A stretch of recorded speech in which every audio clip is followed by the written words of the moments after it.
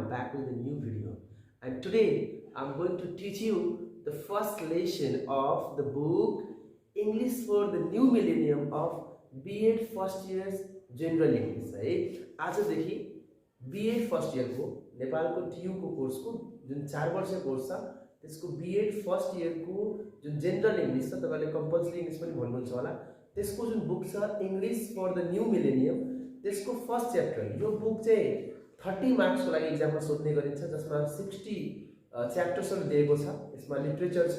So यसको first unit जुन हाम्रो छ त्यो फर्स्ट युनिट मैले आज लिएको छु र त्यो फर्स्ट युनिटको जुन छ लेजेन्ड लोर एन्ड एजुकेसन, त्यसको फर्स्ट जुन स्टोरी छ महाभारतबाट एडप्ट गरिएको स्टार्ट अफ कलियुग भनेर छ है त। कलियुगको सुरुवात कसरी भयो त्यो चाहिँ यसमा देखाइएको छ। This is a text from Mahabharat. यो महाभारतको खासमा टेक्स्ट हो, महाभारतबाट एडप्ट गरिएको छ। यसलाई देवदत्त पटनायकले यो स्टोरीलाई फेरि के गर्छ, he has retold this story. यो स्टोरीलाई फेरि भनिएको छ। यो कसैले लेखेको स्टोरी होइन, यो महाभारतको हो। महाभारत भनेको थाहा होला, जसमा कृष्ण भगवान मेन नायक हुनुहुन्थ्यो, जसमा पाण्डवहरू थिए होइन, युधिष्ठिर थिए, अर्जुन थिए, भीम थिए, नकुल थिए, सहदेव थिए होइन। र त्यो पाण्डवहरू इतिहास जान्नु है, पाण्डव थियो होइन। पाण्डव र कौरवहरूको बिचमा झगडा भएको थियो होइन। खासमा यो पाण्डव भनेको को थियो, पाण्डव भनेको 5 ब्रदर्स। 5 ब्रदर्स भनेको युधिष्ठिर थियो है, युधिष्ठिर, त्यसपछि यहाँ अर्जुन थियो, भीम थियो, नकुल थियो, नकुल यसरी लेखिन्छ नकुल छ, अर्को सहदेव थियो होइन। यो 5 जना भाइहरू थिए र यो 5 जना भाइहरूको बिचको जुन वाइफ थियो त्यो को थियो, द्रौपदी होइन।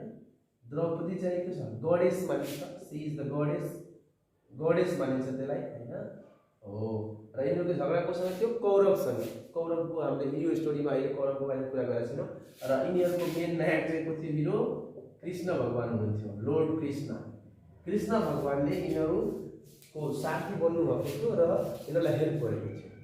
यसमा चाहिँ के गरेको छ यो स्टोरीमा कि कलियुगको सुरुवात कहिले भयो, कलियुगको सुरुवातको बारेमा यो स्टोरीको थ्रु बताउन खोजिरहेछ। And when the Kaliyug begins what will happen in the world, त्यो कुरा गरेको छ कि कलियुगको सुरुवात भयो भने के हुन्छ होला भनेर यो स्टोरीको थ्रु देखाउन ट्राई गरेको छ। This is a very short story and very simple story but very very meaningful. अहिलेको ठ्याक्कै यो सम्झिँदा हाम्रो अहिले जुन हामी कलियुगमा बसिरहेछौँ, कलियुगको ठ्याक्कै कुराहरू हामी यसमा बुझ्न सक्छौँ है।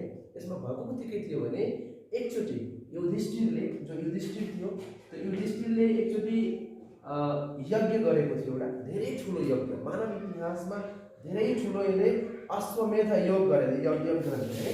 अश्वमेध योग, अश्वमेध योग भनेको हिन्दूहरूको धेरै ठुलो, यहाँ इङ्ग्लिसमा यज्ञ भन्छ यसलाई, यज्ञ लेखिन्छ, यज्ञ भन्छ यसलाई है। सो अश्वमेध योग युधिष्ठिरले गरेको थियो, जुन मानव इतिहासमा धेरै ठुलो यज्ञको रूपमा मानिन्छ। युधिष्ठिरले गरेको थियो, त्यसले कुनै कसर बाँकी राखेको थिएन, खर्च गर्नमा कुनै कन्जुस्याइ गरेको थिएन। जति पनि ऋषि मुनि उसको त्यो यज्ञमा आएको थियो त्यसमा जति पनि उनीहरूले मन्त्र पढ्ने काम गर्थ्यो होइन, यज्ञ जसले कन्डक्ट गरेको थियो, चलाइरहेको थियो, तिनीहरूलाई मजाले कपडा, खानेकुरा होइन सबैलाई गाई दान गरिन्थ्यो। हिन्दूमा गाई दान गर्नु भनेको धेरै ठुलो कुरा मानिन्छ होइन। सो सबैलाई गाई दान गरियो, कपडा दियो होइन, खानाहरू दिने गरिन्थ्यो। सो एकदम ठुलो यज्ञ थियो र ठ्याक्कै त्यो यज्ञ चलिरहेको बेलामा है, त्यो अश्वमेध यज्ञ चलिरहेको बेलामा बिचैमा 2 जना फार्मर्स आइपुग्छ। कहाँ आइपुग्छ, हस्तिनापुरीमा। हस्तिनापुरी भनेको यिनीहरूको बस्ने ठाउँ है, पाण्डवहरूको जुन ठाउँ थियो त्यो हस्तिनापुरी थियो। सो हस्तिनापुरीमा 2 जना फार्मर्सहरू आइहाल्छ, किसानहरू आइहाल्छ र त्यो 2 जना फार्मरले के भन्छ, युधिष्ठिरलाई भन्छ कि हाम्रो बिचको जुन झगडा छ त्यो झगडाले तपाईँले सुल्झाइदिनु पर्यो है, त्यो झगडा सल्टाइदिनु पर्यो भनेर फार्मर्सहरूले भन्छ। अनि युधिष्ठिर भन्छ तपाईँको झगडा के छ त तपाईँको बिचमा। अनि उनको झगडा सुन्छ, त्यो झगडा सुनेर युधिष्ठिर पनि छक्क पर्छ, कस्तो झगडा हुन्छ त। त्यो 2 जना फार्मर्समध्ये एकजनाले के गरेको हुन्छ, अर्को फार्मरलाई, अर्को किसानलाई खेत बेचेको हुन्छ आफ्नो है।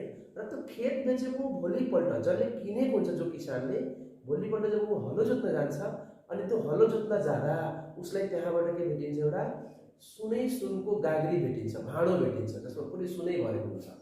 अनि त्यसपछि जुन नयाँ किसान जसले त्यो किनेपछि भोलिपल्ट गएर त्यो हलो जोत्न जाँदा त्यो सुनको भाँडो भेटाएको छ, त्यो भोलिपल्ट उसको घर जान्छ, जससँग किन्या हुन्छ, पुरानो जो जो पुरानो पहिलाको ल्यान्ड ओनर थियो ऊ कहाँ जान्छ, उसलाई के भन्छ कि मैले तपाईँको यो जमिन किने, खेत किने, तर मैले हलो जोत्दा यो सुनको भाँडो भेटाएको छु, सो यो जमिनको मुनु जे पनि छ त्यो तपाईँको हो, मैले खेत मात्रै किने हो, त्यसलाई दिन खोज्छ। तर त्यो पुरानो जो ल्यान्ड ओनर छ जसले बेचिसकेको छ त्यसले भन्छ होइन, यो जग्गा त मैले तपाईँले बेचिसकेँ, यसमा जे छ सो तपाईँको हुन्छ। सो पुरानो ल्यान्ड ओनरले भन्छ तपाईँको भयो, उसले भन्छ होइन यो तपाईँको भयो, तपाईँ राख्नुहोस्। अब हेर्नुहोस्, सुनको गाग्री सतयुग थियो त्यो, होइन? सतयुगमा कति मान्छेमा इमान्दारिता थियो, अनेस्टी थियो, त्यो कुरा बुझाउँछ क्या है। अहिले सुनको एउटा सानो टुक्रा पनि भेटियो भने मान्छे दिँदैन, होइन? तर त्यो सतयुग थियो, सतयुगमा हेर्नु कति मान्छे इमान्दार रहेछ। अनि त्यो भन्दा चाहिँ होइन यो तपाईँको, उसले भन्छ होइन तपाईँको भनेर बिचमा झगडा भयो। अनि अब त्यो झगडा हेरेर युधिष्ठिर कस्तो मनमा सोचेर कि हाउ च्यारिटेबल दे आर, होइन? कति यिनीहरू इमान्दार छन् कि यिनीहरू, कति दयावान छ भनेर उनीहरूलाई लाग्छ, युधिष्ठिरलाई लाग्छ है त। अब युधिष्ठिर प्रब्लममा पर्छ, कसरी डिसिजन दिने होला, कसलाई सुनको भाँडो दिने होला, दुवैको लजिक ठिक छ। अनि युधिष्ठिरले कृष्ण भगवानलाई याद गर्छ अनि कृष्ण भगवानसँग सल्लाह माग्छ, भन्छ यसको उपाय मलाई बताउनुहोस्। अनि कृष्ण भगवानले त्यति बेला युधिष्ठिरलाई भन्नुहुन्छ कि यो दुवैजनालाई के भन्नुहोस्, leave the pot of that gold to the king, राजालाई छोडेर, राजा कहाँ छोडेर जान भन्नु, अनि भन्नु that they should come back after 3 months, 3 महिनापछि उनीहरूलाई आउन भन्नु। अनि त्यसरी युधिष्ठिरले भनिदिन्छ। त्यसपछि त्यो दुवै फार्मर्स गइहाल्यो। अब युधिष्ठिर छक्क परिसक्यो कि यो सुनको गाग्री अहिले डिसिजन लिएर दिएन, 3 महिनापछि किसानहरूलाई बोलाएको छ भने यो 3 महिनापछि के हुन्छ र होला भनेर। अनि जब कृष्ण भगवानलाई युधिष्ठिरले सोध्छ कि 3 महिनापछि किन भन्नुभएको, 3 महिनापछि के हुन्छ र, अनि कृष्ण भगवानले भन्नुहुन्छ कि 3 महिनापछि कलियुगको सुरुवात हुन्छ, 3 महिनापछि कलियुगको सुरुवात हुन्छ। अहिले सठिक छ तपाईँको, जसरी यो अश्वमेध जुन यज्ञ छ त्यो सकिन्छ, कलियुग सुरुवात हुन्छ। र कलियुग सुरुवात भएपछि हेर्नु होला के हुन्छ, 3 महिनापछि यही दुईजना किसानहरू जो अहिले सुनको भाँडो एकअर्कालाई दिन भनिरहेछ, होइन, एकअर्कालाई कम्प्यासन देखाइरहेछ, हेर्नु होला यही दुईटा किसान 3 महिनापछि आउँछ अनि दुवैजना एकअर्कामा आपसमा झगडा गरिरहेको हुन्छ। जुन यिनीहरूको जेनरसिटी छ त्यो जेनरसिटी यिनीहरूको लोभमा, ग्रिडमा चेन्ज भइहाल्छ। जुन यिनीहरूको कम्प्यासन छ त्यो आउटरेजमा, एङ्गरमा, रिसमा बदलिहाल्छ। हेर्नु होला यही किसानहरू जो आज एकअर्कालाई दिन भन्दा चाहिँ त्यो झगडा गर्छ, कि मेरो हो मेरो भनेर झगडा गर्छ, र त्यो भनेको कलियुगको सुरुवात हुन्छ। यो नयाँ युग सुरुवात हुन्छ र नयाँ युगमा पुरानोमा भएको केही पनि कुरा हुँदैन। बस जति पनि अलिकति केही भ्यालुजहरू, नक्स भ्यालुजहरू, त्यो पृथ्वी भगवानले स्टार्ट गरेको कुराहरू अलिकति केही बाँकी रहन्छ, बाँकी सब कुरा चेन्ज हुन्छ। यस्तो समय आउँछ कि मान्छे आनन्दको लागि मात्र जीवन बिताउँछ। बच्चाहरू आफ्नो रेस्पोन्सिबिलिटी बिर्सिन्छ, बच्चाहरूले आफ्नो कर्तव्य फिल गर्दैन। Women's wanted to be like men, है। यस्तो टाइम आउँछ जति बेला महिला पुरुषको जस्तो बन्न चाहन्छ, पुरुष महिलाको जस्तो बन्न चाहन्छ। Humans being will copulate like beast, है। जो मान्छेहरू छ, मान्छे जनावरको जस्तो सेक्सुअली एट्र्याक्ट हुन्छ, होइन, त्यसमै लागेको हुन्छ। त्यति बेला पावरको चाहिँ पूजा हुन्छ, शक्तिको पूजा हुन्छ, र न्यायलाई के गरिन्छ, रोकिन्छ, न्याय दिँदैन। मान्छेको त्यागलाई मान्छेले बिर्सन्छ, होइन, माया प्रेमलाई मान्छेले मजाक उडाउँछ। यस्तो एउटा टाइम आउँछ। सतयुगमा के थियो, माया प्रेमलाई आदर गरिन्थ्यो, न्यायलाई मेन मानिन्थ्यो, न्यायलाई पूजा गरिन्थ्यो, न्याय दिइन्थ्यो, होइन, शक्तिको बढी त्यसमा युज हुँदैन थियो। अनि त्यही भन्छ जब कलियुग आउँछ शक्तिको पूजा हुन्छ। जो पावरफुल छ जिसकी भैंस उसकी लाठी, जो पावर हुन्छ त्यसको बोलबाला हुन्छ, जो कमजोर हुन्छ त्यो सही भए पनि त्यसलाई न्याय पाउँदैन, होइन। तपाईँ कसैको लागि जे पनि गरिदिनुहोस्, जति त्याग गरिदिनुहोस् त्यो सब बिर्सिन्छ मान्छेले। तपाईँलाई टाइम परेपछि धोका दिन्छ, होइन। माया प्रेम सद्भावले मान्छेले मजाक उडाउँछ। जो चलाक मान्छे छ त्यो चलाक मान्छे जङ्गल राज चलाउन चाहन्छ। जति भिक्टिम छ त्यो भोलिको दिनमा भिक्टिमाइजर बन्न चाहन्छ। भिक्टिम भनेको जो बेचारा पीडित हुन्छ, कमजोर हुन्छ, कसैबाट केही हेपिएको हुन्छ, त्यो पनि चाहन्छ कि म पनि भोलिको दिनमा कसैलाई हेपु या पीडा दिउँ भन्ने हुन्छ। यस्तो किसिमको हुन्छ, यो कलियुगको सुरुवात हुन्छ। र साँच्चीकै 3 महिनापछि जब यो यज्ञ कम्प्लिट हुन्छ अनि त्यति बेला के हुन्छ, जुन ऋषि मुनिहरू हुन्छ त्यो यज्ञ अश्वमेध यज्ञ कम्प्लिट गरिदिन्छ र तिनीहरू त्यहाँबाट जान थालेको हुन्छ कि त्यही बेला मङ्गुस अराइभ। मङ्गुस भनेको न्याउरी, न्याउरी मुसो भन्छ नि, हो त्यसलाई मङ्गुस भन्छ है त। एउटा मङ्गुस आउँछ है त, अनि त्यो मङ्गुस के गर्छ, त्यो मङ्गुस आएर त्यो जुन अश्वमेध जुन यज्ञ सकेको हुन्छ, जुन त्यसमा त्यो धुपहरू बालेको हुन्छ नि, जसमा त्यो धुपहरू बालेर त्यो जुन उ गरेको हुन्छ होइन, अनि त्यो आगो सबै त निभिसकेको हुन्छ, अनि त्यसमा त्यो जम्प गर्छ। त्यो मङ्गुस हुन्छ कि त्यसको आधा बढी सुनको भइसकेको हुन्छ अनि आधा बढी नर्मल हुन्छ। अनि त्यो मङ्गुस त्यहाँभित्र छिरेर त्यो फायर पिटमा होइन, त्यो अग्निकुण्ड भन्छ नि, अग्निकुण्ड जसमा हामी हवन गर्छौँ, खासमा हवन गर्छौँ, त्यसमा धुपहरू फाल्छौँ अनि आगो बल्छ होइन, हो। अनि त्यसमा त्यो जप गर्छ होइन, अनि त्यसमा त्यो आफ्नो बडीले पुरा के गर्छ, त्यसमा होइन सबैतिर त्यो सुतेर त्यो बडी पुरा त्यसमा होइन चलाउँछ। अनि त्यहाँबाट निस्किन्छ एकदम दुखी भएर। The मङ्गुस had very disappointed look, एकदम दुखी चेहरा हुन्छ उसको। अनि त्यो हेरेर ऋषिहरूले त्यसलाई सोध्छ कि तिमी यति दुखी किन छौ। अनि मङ्गुसले त्यति बेला भन्छ कि मेरो आधा शरीर सुन बन्यो, केही अगाडि मैले यस्तै एउटा रिचुअलमा एउटा यज्ञमा मैले आफ्नो बडी यसरी गरेको थिएँ अनि मेरो आधा जीवन सुन भएको थियो। अनि म सोचेँ कि यो यज्ञ त त्योभन्दा पनि ठुलो छ, त आधा म यसमा रग्लिन्छु भने मेरो बाँकी त्यो बडी पनि के हुन्छ, गोल्ड भइहाल्छ भनेर मलाई लाग्यो। तर केही पनि यस्तो भएन। अनि ऋषिहरूले सोध्यो त्यो पहिला कुन यज्ञ थियो, के थियो त्यस्तो यज्ञ जसमा तिमी गएको थियो। अनि सुनाउँछ त्यो यज्ञ कुनै ठुलो थिएन, एउटा फ्यामिली थियो जो भोकै मर्न लागेको थियो होइन। They were to die of स्टार्भेसनले भोकले मर्नेवाला थियो। तर उसको घर अगाडि एउटा भगवान चाहिँ के भयो त, एउटा बटुवा बनेर आयो होइन, एउटा गेस्ट बनेर आयो। अनि त्यो फ्यामिलीले के गर्यो, आफूसँग बाँकी रहेको जति खाना थियो त्यो खाना त्यो आफू नखाएर उसलाई खाना दियो। अनि त्यस्तो यज्ञ त्यहाँ त्यो उसले गरेको थियो। त्यसमा मैले गर्दा मेरो आधा शरीर के भयो त, सुनको बनाएको थियो। अनि त्यहाँनिर ऋषिहरूले यो कुरा रियलाइज गर्यो कि यो जुन रिचुअल हामीले गर्यो, यो जुन यज्ञ गर्यो ऋषिको, यो यज्ञ हामीले मानिरहेको थियो यो ग्रान्डेस्ट छ, एकदम ठुलो छ, तर यो ठुलो भएर त्योभन्दा सानो भयो। किनभने यो यज्ञमा युधिष्ठिरको पावर देखिएको छ, उसको पावर देखिएको छ, यसको सेक्रिफाइस भन्दा पनि रोयल पावर देखिएको छ, राजावाला पावर देखिएको छ। त्यही भएर यो कलियुग आइसकेछ भनेर कुरा रियलाइज भइहाल्यो। अनि त्यही पाण्डवहरूको जो गुरु थियो, धौम्य भन्ने गुरु थियो, उसको गुरुको नाम थियो धौम्य, पाण्डवहरूको गुरु थियो।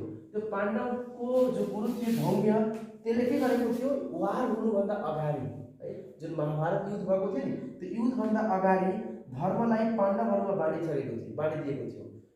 25% अ क्वार्टर विथ युधिष्ठिर होइन, 25% युधिष्ठिरसँग थियो, 25% a quarter with Arjun, a quarter with Bhim, र बाँकी 25% के थियो, नकुल र सहदेवको बिचमा थियो।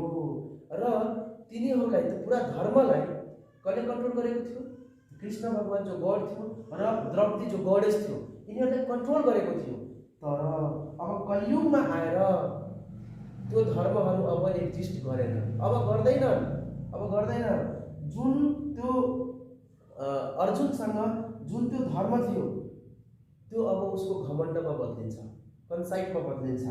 भीमसँग जुन धर्म थियो त्यो अब भीम चाहिँ के भइहाल्छ, अब एकदम खन्चुवा भइहाल्छ, भ्रष्टाचारी, करप्ट बनिन्छ। मोडर्न एजमा भन्दा त्यसलाई के भन्छ, करप्ट, र जति खाने नपुग्ने कि करप्ट बन्छ। उनीहरू पनि टिक्दैन, धर्म सबैबाट खतम हुन्छ।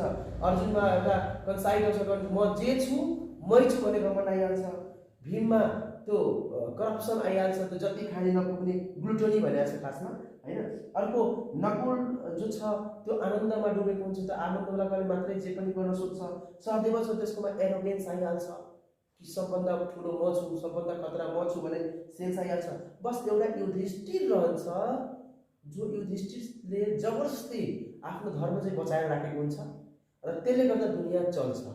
जुन दिन युधिष्ठिरको धर्म पनि नाश हुन्छ, उसको काबुमा रहँदैन, अनि त्यसपछि यो दुनियाँमा के आउँछ, प्रलय आउँछ, जुन हामी सुनिरहन्छ नि प्रलय आउँछ नि दुनियाँ खत्तम हुन्छ। 2012 मुभीमा देखाएको छ नि, 2012 मुभीमा हो कि प्रलय आउँछ र त्यसपछि यो दुनियाँ पुरैको पुरै खत्तम भइहाल्छ। द वेव्स अफ डुम, डुम भन्नु भनेको पुरा दुनियाँ एकैचोटिमा ध्वस्त भइहाल्छ र यसरी दुनियाँको अन्त हुन्छ। सो कलियुगमा जति धर्म थियो त्यसको अब 25% मात्रै बाँकी छ। 75% धर्म कलियुगमा सबै खत्तम भइसकेको छ। 25% बाँकी छ जो युधिष्ठिरले जबरजस्ती त्यसलाई एकदम समातेर राखेको छ। जुन दिन त्यो युधिष्ठिरको धर्म पनि खत्तम हुन्छ अनि पुरै दुनियाँबाट धर्म हराइहाल्छ। So this is all about this story, start of Kaliyug. कलियुगको सुरुवात कसरी भयो भन्ने कुरा यो। यसमा मेन सम्झिनु पर्ने तपाईँले कुरा इक्जामको लागि पाण्डव को थियो त्यो सम्झिनु नाम युधिष्ठिर, अर्जुन, भीम, नकुल, सहदेव हैन, सहदेव र यिनीहरूको बिहे कोसँग भएको थियो द्रौपदीसँग हैन, यो गणेश थियो र यिनीहरूको जो साथी थियो हैन त्यो को थियो कृष्ण थियो। यिनीहरू कहाँ बस्थ्यो हस्तिनापुरीमा बस्थ्यो र यो स्टोरी के को बारेमा छ युधिष्ठिरले जुन एउटा अश्वमेध जुन यज्ञ गरेको थियो त्यो यज्ञको बारेमा छ है। त्यो कुरा सम्झिनु होला र कसरी यो मङ्गुसले के गरेको छ, कसरी फार्मर्सहरूको डिस्प्युट छ हैन, झगडा छ, त्यो के को बारेमा झगडा छ त्यसमै देखाएको छ कि सत्ययुगमा मान्छेको सोच विचार कस्तो थियो, कति इमानदार थियो, अनेस्ट थियो। कलियुगमा आउँदा मान्छेको सोच विचार कस्तो भयो। And exactly this relates to our present life in Kaliyug. हाम्रो कलियुगमा जुन प्रेजेन्ट लाइफ छ त्योसँग ठ्याक्कै मिल्छ, त्यही कुरा यसमा देखाएको छ। क्वेसन आन्सर यो च्याप्टरबाट गर्नु होला, एकदम सजिलो क्वेसन आन्सर छ। तपाईँले कुनै क्वेसनमा प्रब्लम हुन्छ भने यो भिडियोको कमेन्ट बक्समा गएर तपाईँ कमेन्टमा त्यो क्वेसन्स लेख्नु होला, म त्यसको आन्सर तपाईँले स्योरली गर्नेछु। र यदि मेरो च्यानलमा नयाँ हुनुहुन्छ भने प्लिज च्यानललाई सब्सक्राइब गरिदिनु होला, भिडियोलाई सक्दो धेरैभन्दा धेरै सेयर गरिदिनु होला ताकि धेरैभन्दा धेरै साथीले तपाईँको हेर्न सक्छ र जति धेरै भ्युज आउँछ, जति धेरै सेयर हुन्छ त्यति नै चाँडै चाँडै म तपाईँको पुरै कोर्सलाई म कभर गर्ने कोसिस गर्छु, भिडियोजहरू बनाउने कोसिस गर्छु। So thank you for watching my video, thank you.